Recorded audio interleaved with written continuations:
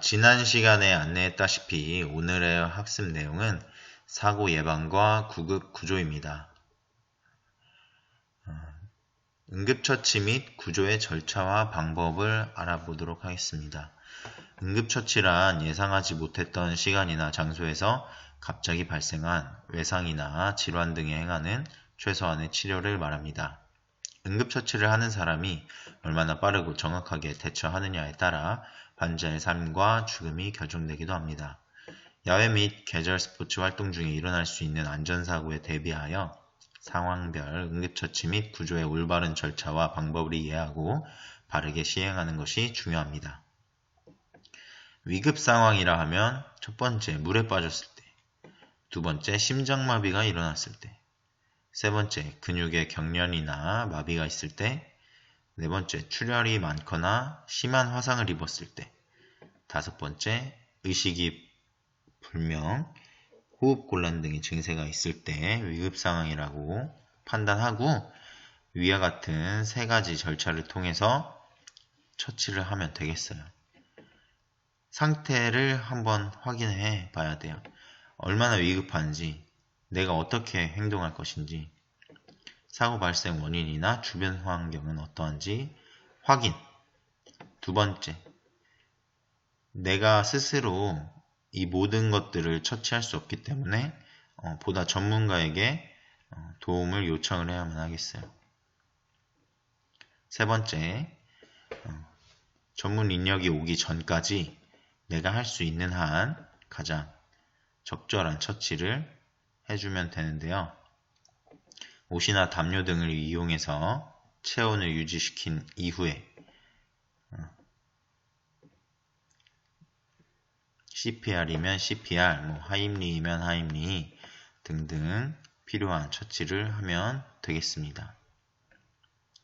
응급상황에서 구조 요청 절차는 상황과 환자 상태를 알리는 것, 그리고 위치를 알리는 것, 주변에 있는 위험 요소를 알리고 구조대와 연락을 유지해서 그때그때 할 수 있는 처치를 안내받고 실행에 옮기면 되겠어요. 자, 응급처치 방법입니다. 이가 빠졌을 때 응급상황이 되겠네요. 이물질이 목에 걸렸을 때 이것도 마찬가지 위급상황이고, 눈을 다쳤을 때 마찬가지로 위급상황이 되겠네요. 응급구조 방법은 환자를 직접 의료기관으로 옮기는 경우와 119 신고 뒤 구급대가 올 때까지 기다려야 하는 경우 두 가지로 나눌 수 있는데요. 첫 번째 응급처치 방법부터 볼게요. 이가 빠졌을 때 이를 다시 심을 수 있게 보관하는 것이 중요합니다. 빠진 이를 생리식염수나 흰 우유에 담아 빨리 치과에 들고 가도록 합니다. 식염수나 우유가 없을 경우 혀 밑에 빠진 이빨을 보관하고 이동합니다. 자, 이렇게 이가 빠졌을 때 대처 방법을 알아봤는데요.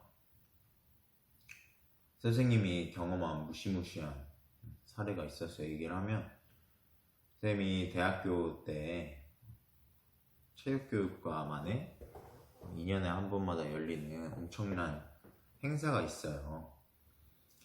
그 준비 기간만 해도 한 2달이 넘어. 2달 동안 계속 운동하고 뭔가 공연 준비하고 엄청 심혈을 기울여 치르는 행사인데, 그게 끝나면 어떻겠어요? 기분이 난리가 나는 거죠. 1학년부터 4학년까지 이제 축제를 열어요. 무사히 끝났다, 다치는 인원 없이 안전하게 행사를 치렀다 하면서 엄청난 행사를 이제 끝났다는 그런 환호 섞인 그런 파티를 하는데, 그 파티를 어디서 하느냐? 체육관에서 해요. 체육관에서. 대학교 체육관에서 하는데, 체육관에서 막 이제 성인이다 보니까 막 술도 마시고 막 춤도 추고 막 그러죠. 그러는 와중에 갑자기 선생님이랑 되게 친한 친구 중에 하나가 비명을 지르는 거예요. 그래서 왜 그러는가 봤더니 이 친구 이빨이 하나 이렇게 탁 빠진 거야. 그래가지고 이 이빨이 조그맣잖아요, 사실. 그래서 그거를 찾을 수 없을 거라고 생각했어요. 근데 그 사태가 벌어지고 나서 모든 사람들이 뭐 선배고 후배고 친구 이런 거 필요 없고 1학년부터 4학년까지 한 100명 정도 되는데 그 체육관 바닥을 다 살피기 시작한 거예요. 그 친구 이빨을 찾기 위해서. 한 10분 정도 흘렀나? 누군가가 찾았다! 이렇게 큰 목소리로 외치길래 주변 다 집중이 됐죠. 근데 그 친구가 든 거를 보니까 말도 안 되게 큰 거야. 한 이만한 거예요, 진짜. 거짓말 안 하고. 표면적으로 봤을 때는 이렇게 치아가 그렇게 크지 않잖아요. 한 이 정도밖에 안 되잖아. 근데 이게 완전히 뿌리까지 뽑히면 한 이만하더라고요, 진짜로. 그래서 그 치아를 가지고 바로 치과를 가지는 못하고 그때 밤이었으니까 응급실로 가야 되는데 여기서 아까 설명했다시피 이가 빠졌을 때 다시 심을 수 있게 보관하는 게 중요하다고 했잖아요. 그래서 그 자리에 뭐 아무것도 없잖아요.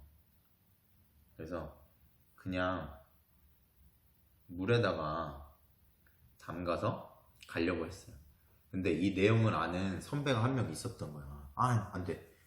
수돗물에다가 넣으면 절대 안 된다고. 신경 다 망가진다고 해가지고 그거를 조금 어렵지만 혀 밑에다가 진짜 넣어가지고 갔던 경험이 있거든요.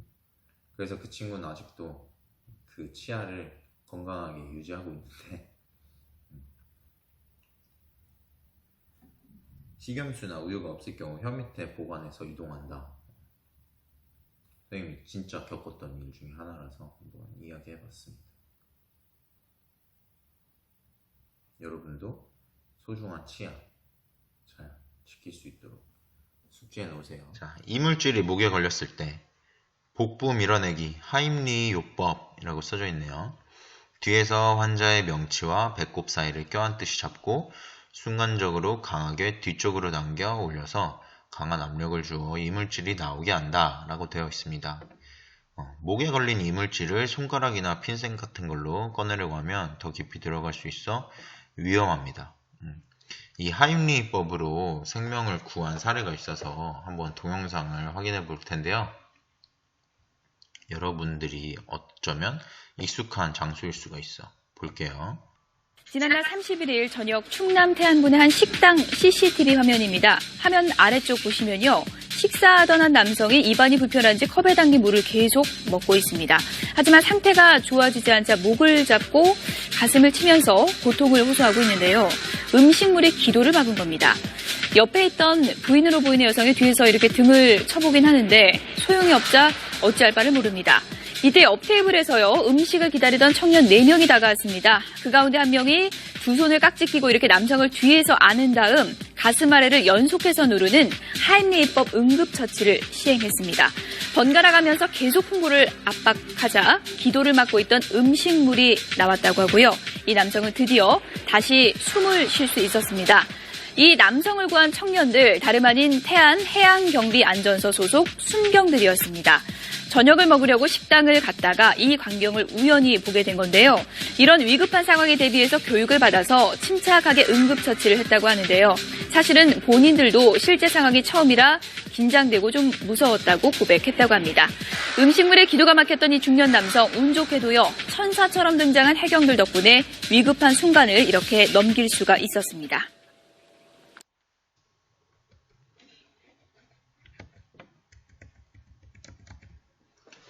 자, 어때요? 만약에 주변에 이 하임리히법을 할 수 있는 사람이 없었다.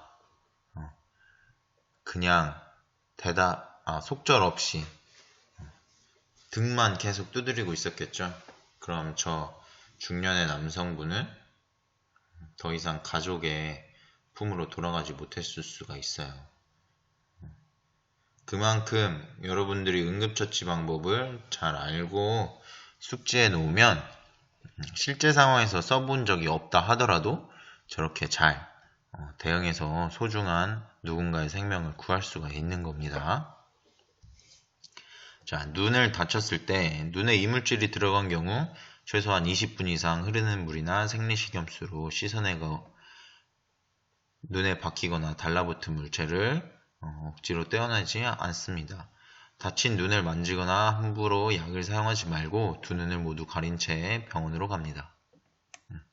눈을 다쳤던 케이스는 사실 선생님 주변에서 일어난 적이 없어서 그냥 이론상으로나마 이렇게 알고 있으면 좋을 것 같고요. 응급구조 방법. 직접 의료기관으로 옮기는 경우 주위 사람과 협력해서 편안한 자세를 유지해야 하고 119 올 때까지 기다릴 때는 추가적인 손상이 우려될 때 생명을 위협하는 상황에 놓였을 때 질병이나 손상의 원인을 잘 알지 못할 때에는 성급하게 이동시키지 말고 기다린 다음에 응급구조를 실시해야만 하겠어요.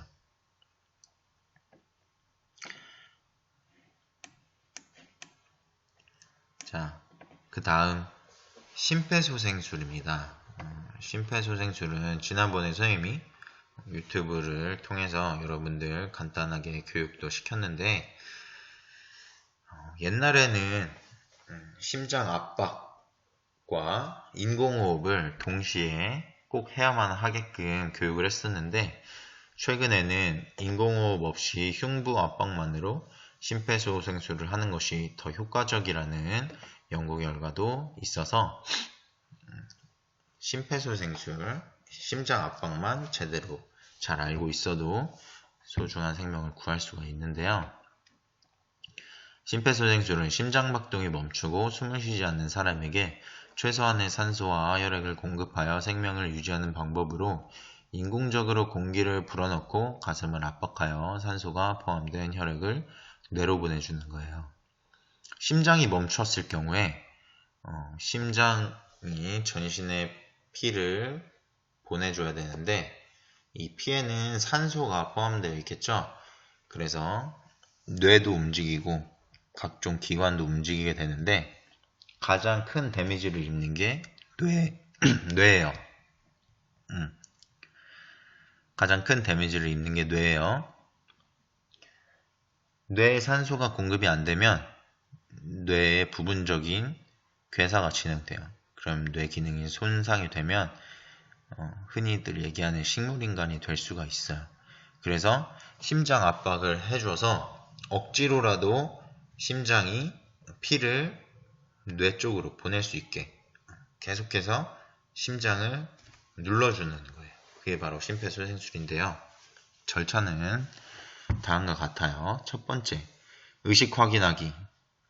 두 번째, 119 신고를 요청하고 필요하다면 자동심장 충격기 AED까지 요청하면 좋겠고요. 이때 중요한 건 대다수 인원들이 무슨 일인지 궁금해서 둘러싸고 있을 경우가 있어요. 그러면 누군가 119 신고 좀 해주세요 이렇게 다급하게 얘기해봤자 나 아닌 다른 사람이 하겠지 뭐 이런 안일한 심리가 사람들에게 퍼질 수가 있어요. 그래서 콕 집어서 누구 빨간색 티셔츠 입으신 분, 뭐 안경과 모자를 착용하신 분, 뭐 머리에 파마를 한 50대 여성분, 뭐 이렇게 구체적으로 딱 지목을 해서 도움을 요청을 해야만 하겠고요. 세 번째, 가슴 압박을 30회 계속해서 해줍니다. 가슴 양쪽 젖꼭지를 잇는 가상선의 중앙 부분을 30회 압박하고 압박할 때는 팔꿈치를 곧게 뻗어 어깨 힘이 압박하는 부분에 수직으로 작용하도록 하고요. 분당 100에서 120회의 속도로 5에서 6cm 깊이로 압박을 합니다.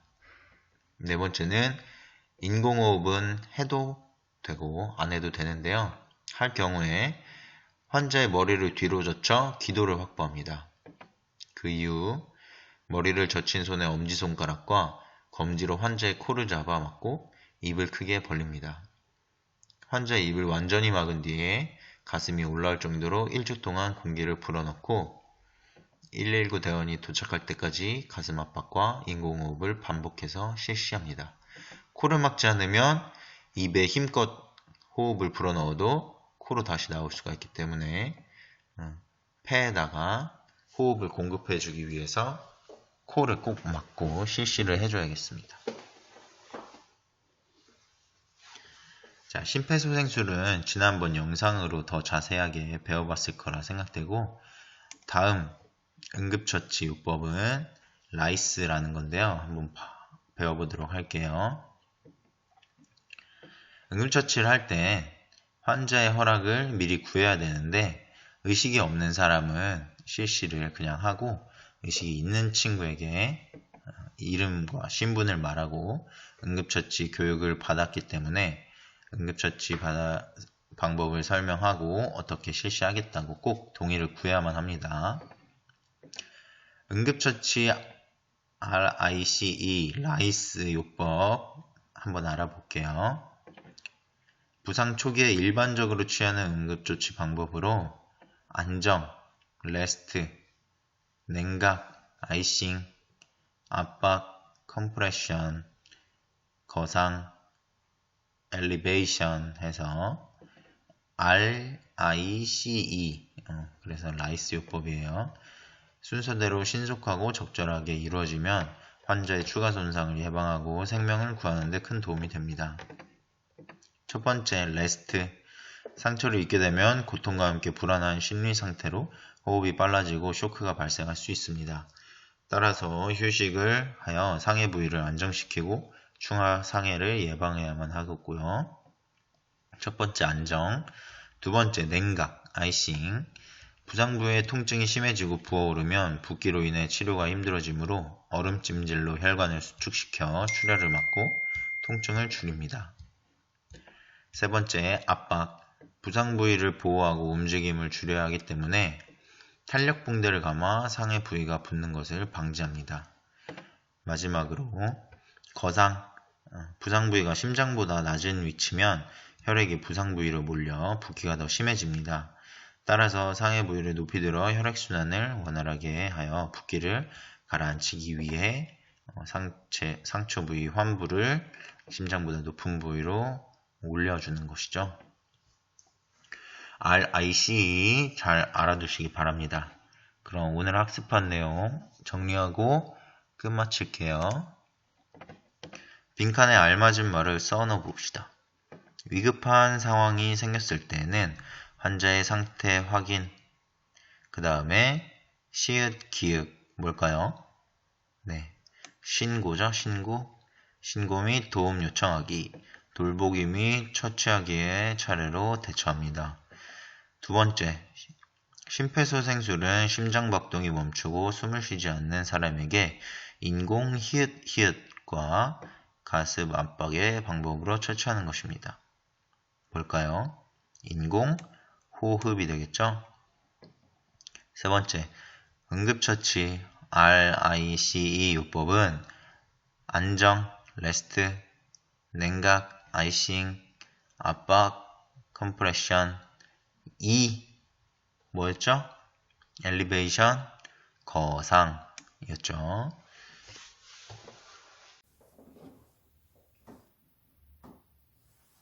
자, 지난번 운동 손상 예방 및 대처 방법, 그리고 오늘 위급상황 대처 방법까지 한번 알아봤습니다. 여러분들이 이 정도만 알고 잘 숙지한 이후에 대처할 수 있다고 하면 학교에서 벌어질 수 있는, 또 가정에서 벌어질 수 있는 위급한 상황을 충분히 대처할 수 있을 거예요. 나중에 혹시라도 그런 일이 발생하면 안 되겠지만 발생하였을 경우에 소중한 생명을 살린 이후에 만약에 언론에 공개가 된다면 훌륭하신 홍순태 선생님의 가르침을 받아 이렇게 완벽하게 수행할 수 있었다고 알려주면 선생님 너무 뿌듯할 것 같습니다. 오늘도 수고 많았고요. 우리가 등교 계약을 하더라도 아무래도 모둠학습은 어려울 것 같아요. 그래서 축구볼은 2학기 평가 항목으로 미루고 1학기에는 새로운 종목 저글링에 대해서 다음 시간 배워보도록 할게요. 저글링 공 3개로 10초 이상 하면 우수한 성적을 받을 수가 있습니다. 다음 시간에 셀프로 저글링 공을 만드는 법부터 한번 해볼게요. 안녕.